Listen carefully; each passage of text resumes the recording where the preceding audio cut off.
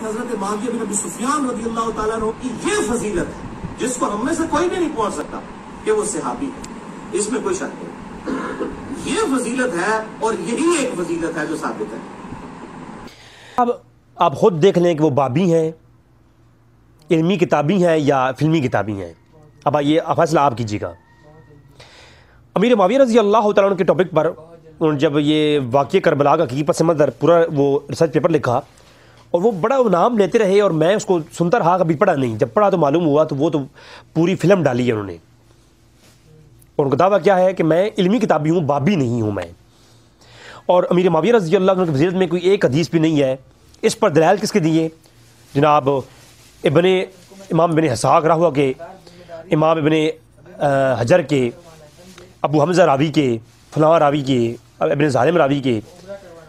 तो जनाब कहते क्या है, मैं बाबी नहीं हूँ। और अमीर मुआविया रज़ी अल्लाह अन्हु के ऊपर जो दलाइल देते रहे वो कौन देते रहे? बाबी देते रहे। यानी इसका मतलब ये हुआ कि रिसर्च पेपर के बाहर लिखा हुआ है कुरान और हदीस है और अंदर जा करके इब्न हजर ने ये फरमाया है, इमाम मसूदी ने ये फरमाया है, फलां ने ये फरमाया है। तो यानी पूरी फिल्म डाली है ना उन्होंने। अच्छा, हालांकि अमीर मुआविया रज़ी अल्लाह तआला को जब वो सहाबी रज़ी अल्लाह तआला अन्हु कहती हैं, साथ में ये कहते हैं रज़ी अल्लाह तआला अन्हु वो सहाबी रसूल हैं, बस इतने ही साबित है कि वो सहाबी रसूल हैं। क्या कहती हैं? अमीर मुआविया रज़ी अल्लाह सहाबी रसूल हैं, बस इतना साबित है, इससे आगे कोई फजीलत साबित नहीं है। पहली बात तो ये, मेरा क्लिप आ चुका है 1 घंटे का, कि जब सहाबी होना साबित हो गया तो फिर वही एक ही फजीलत ही काफ़ी है। लेकिन सहाबी भी कहो, रज़ी अल्लाह तआला अन्हु भी कहो, और साथ में वेबसाइट पेपर में लिखो कि वो शराबी थे, वो जानी थे, वो फासिक और फाजिर थे, वाजिबुल कत्ल थे, कातिल थे। अब एक बंदा ये कह रहा है वो इतनी फजीलत साबित है, वो सहाबी है, सहाबी कह रहा है और रज़ी अल्लाह भी कह रहा है। रिसर्च पेपर के अंदर आप देखिए ना, हर जगह रज़ी अल्लाह तआला अन्हु, और साथ में क्या कहता है कि वो शराबी भी थे, जानी भी थे, वाजिबुल कत्ल भी थे। यानी एक तरफ वाजिबुल कत्ल भी करार दे दिया और दूसरी तरफ रज़ी अल्लाह भी कह रहा है, यानी सहाबी भी हो और वाजिबुल कत्ल भी है। यानी कि सहाबी की अदब ये है कि आप उसे रज़ी अल्लाह भी कहें और उसे कत्ल करने तक का फतवा भी उसके लिए दे दें। आप खुद ही आप देख लें आप, यानी साथ में वो रवायतें लिख लिख करके ये साबित किया वो शराबी थे और वाजिबुल कत्ल थे, और साथ में रज़ी अल्लाह भी कह रहे हैं कि उनकी वजह साबित है वो सहाबी भी हैं। कमाल ये मेरे साहब का, यानी फिल्म है ना, फिल्मी किताबी का होना तो इसी कहते हैं ना, और किसी कहती हैं। फिर आप देखें कुरान करीम में, कुरान करीम से ही जो है अमीर मुआविया रज़ी अल्लाह तआला की फजीलत साबित है और सहाबियत भी साबित है और आपकी शान और शौकत भी साबित है। आप खुद देख लें, सूरह हदीद के अंदर आयत नंबर 10 में जब अल्लाह ने यह तज़किरा किया और अल्लाह ने फरमाया कि फ़तह मक्का के पहले वाले मुसलमान जो ईमान लाए और जो बाद में लाए, तो अल्लाह ने दोनों के साथ वादा कर रखा है कि वो जन्नती हैं, वादा एहसान कर रखा है। तो फ़तह मक्का के बाद ईमान लाने वालों में और कताल करने वालों में और जिहाद करने वाले अमीर मुआविया रज़ी अल्लाह तआला शामिल हैं। सब कोई मानता है, हर कोई मानता है। तो इसका मतलब अल्लाह ने उनके साथ भी जन्नत का वादा कर रखा है। ये वज़ाहत इस आयत के ऊपर वज़ाहतन मैं गुफ्तगू कर सकता हूँ, लेकिन मैं मुख्तसरन यहाँ बयान कर रहा हूँ। फिर सूरह तौबा की आयत नंबर 10 है, वो साबिकून वल अव्वलून मिन मुहाजिरीन वल अंसार, वो जो साबिकून में जो है मुहाजिरीन और अंसार हैं, और फिर उनकी जो इत्तबा की, ज़ीना इत्तबऊहुम, और जो उनकी इत्तबा करते हैं, यानी मुहाजिरीन और अंसार वो सहाबी हैं और उनकी जो इत्तबा करते हैं साबिकून सहाबा इकराम में से, यानी अव्वलून सहाबा इकराम है, जो उन अव्वल सहाबा में से जो मुहाजिरीन और अंसार हैं, उनकी जो इत्तबा करने वाले हैं वो भी जन्नती हैं। अल्लाह ने फरमाया अल्लाह ने उनके साथ जन्नत का वादा कर रखा है।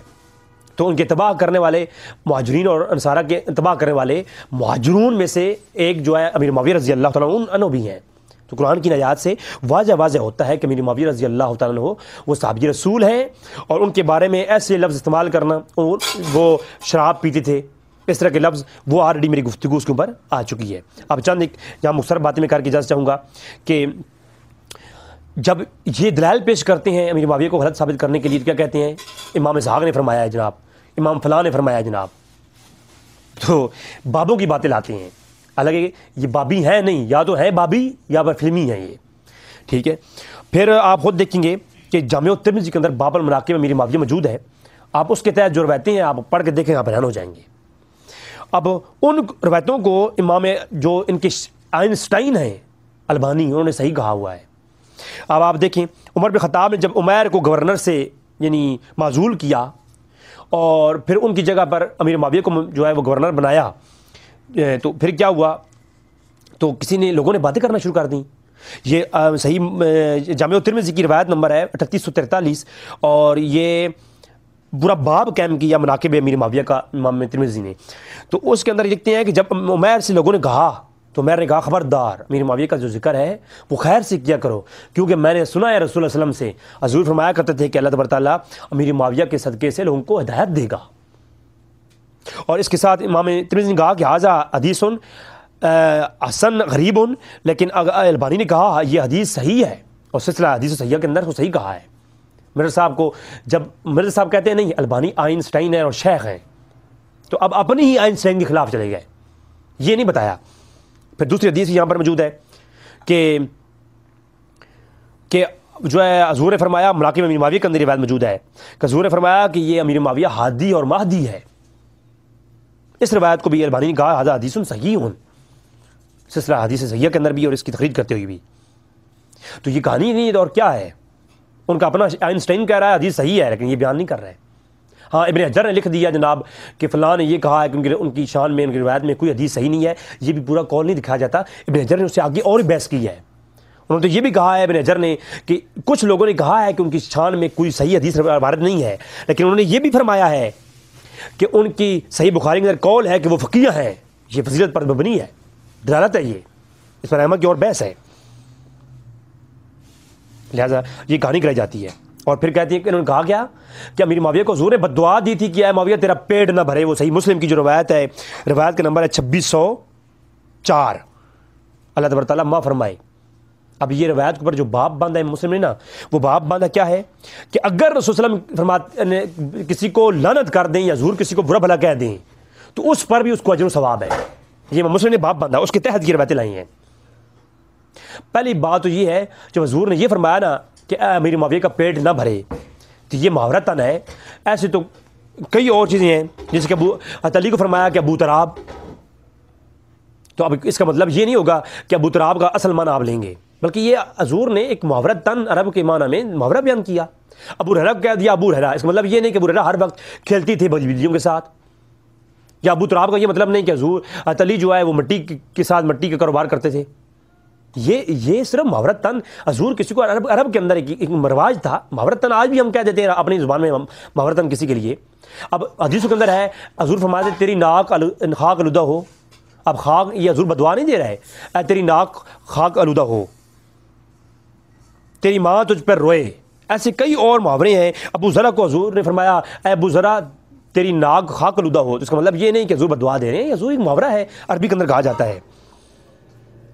لہذا پہلی بات تو یہ ہے کہ حضور نے محاورتاً فرمایا ہے، اس کو بدعا نہیں کہہ سکتے، اور اگر بدعا بھی ہو تو پھر حضور یہ باب باندھا امام مسلم نے، اور روایتیں لائی ہیں کہ حضور کسی کو برا بھلا بھی کہہ دیں تو وہ برا بھلا بھی کہنا، بدعا دینا بھی حضور کی جو ہے وہ باعث برکت ہے، اور اس کے اوپر اجر و ثواب ہے۔ اور صحیح بخاری کی روایت ہے، میرے صاحب تو علمی کتابیں نہیں ہیں بلکہ فلمی کتابیں ہیں نا، میں آپ کو صحیح بخاری کی حدیث سناتا ہوں۔ صحیح بخاری کی حدیث نمبر ہے 6361۔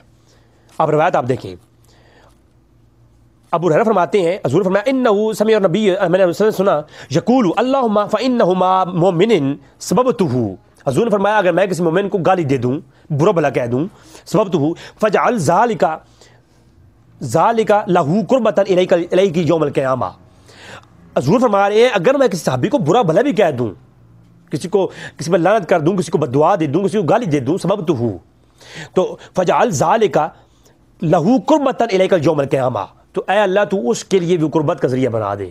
جو میں نے برا بھلا کسی کو کہا ہے نا، تو میں کسی کی ڈانٹ ڈپٹ کی ہے اگر کسی نے، یہ سبب تو کا معنی میں نے پہلے ایک میری ایپیسوڈ آئی تھی، میں نے بتایا تھا کہ جب انبیاء کے لیے آئے گا تو وہ گالی نہیں مراد ہوگا، صحابہ کرام کے لیے آئے گا تو گالی مراد نہیں ہوگا، ڈانٹ ڈپٹ یا تنقید کرنا اس معنی میں آئے گا۔ تو حضور ہمارے جب میں کسی کو تنقید کر دوں، برا بھلا کہہ دوں، تو اے اللہ تو اس کے لیے یہ رحمت کا اجر کا ثواب کا طریقہ سبب بنا دے، اے اللہ تو اس کے لیے یہ اجر ثواب بنا دے۔ تو امیر معاویہ کو اگر حضور ڈانٹ ڈپٹ بھی کر رہے ہیں تو حضور اور صحابہ کو بھی ڈانٹ ڈپٹ کرتے تھے، تو اس سے مراد کیا ہے کہ یہ حضور کا مطلب یہ ہے کہ اے اللہ تو اس کو اجر ثواب جو ہے اس کا اجر بنا۔ تو میرے دوستو اس ویڈیو کو بنانے کا مقصد یہ ہے وقت کی کمی کی وجہ سے میں نے جلدی میں اس چیز کو کور کیا کہ یہ بہت بڑا فلم ڈالی ہے مرزا صاحب نے کہ وہ امیر معاویہ رضی اللہ عنہ کی فضیلت میں کوئی حدیث نہیں ہے، اور حضور نے بددعائیں دی ہیں امیر معاویہ کو، تو یہ بددعائیں نہیں ہیں، حدیث سے موجود ہیں صحیح سند کے ساتھ جو میرے صاحب کو نظر نہیں آئیں کیونکہ وہ فلمی کتابی جو ہیں، اور جو حدیث سے موجود ہیں اگر حضور نے یہ کہا ہے کہ امیر معاویہ تمہارا پیٹ نہ بھرے تو محاورہ تن کہا ہے، اگر یہی بات مانی جائے تو اگر یہ بددعا بھی مانی جائے تب بھی حضور فرما رہے ہیں، بخاری کی روایت ہے کہ اللہ اگر میں کسی کو برا بھلا کہہ دوں تو اس کے لیے تو اجر و ثواب کا ذریعہ بنا وہ۔ اللہ تبارک تعالیٰ سے دعا ہے کہ رب تعالیٰ ہمیں مرزا کے یہ مکر و فریب کو سمجھنے کی توفیق عطا فرمائے۔ وما علینا الا البلاغ المبین۔